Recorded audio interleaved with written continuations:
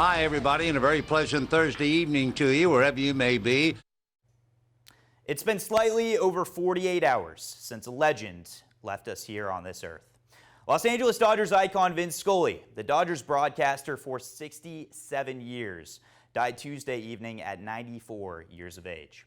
Over the last 48 hours, you may have heard millions of stories about his storied career, his eloquent delivery, the way he seemed to have the right words, even during the worst of times. You may have heard about how he was the youngest broadcaster to call a World Series at the age of 25, called 3 perfect games, 18 no-hitters, 25 World Series matchups, 12 All-Star games.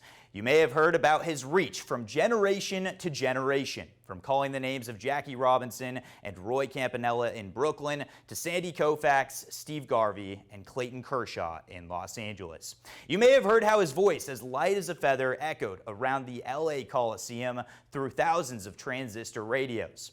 You may have heard how a young boy that grew up a New York Giants fan once learned from Red Barber how to dominate the airways with grace and humility.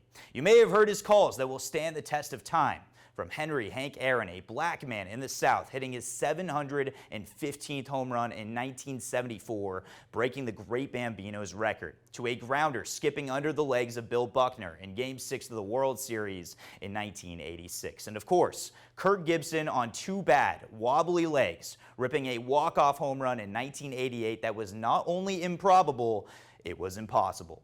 You may not have heard his voice at all, for as he put it, he would just shut up and allow the roar of the crowd to tell the story. You may have heard so many other stories about the greatest to ever do it behind the microphone.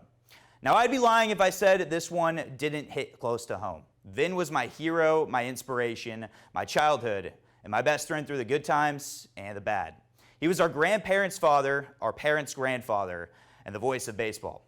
I'll never forget October the 1st of 2012. The Dodgers were fighting for a wild-card spot, but a line drive off the bat of Mark Ellis into the glove of the San Francisco Giants center fielder Angel Pagan would end that dream. As a diehard Dodgers fan, I was crushed. But it was the wise words of Vin that will always stick to me from that moment on. He said, "That's the way this game is. You win, you lose, you celebrate, and you suffer." Well, the world sure lost a great man this week. And while we are suffering right now, I can't wait to sit down with my future children and tell them your story, Vin. A winner behind the microphone and in life, and someone that deserves to be celebrated forever.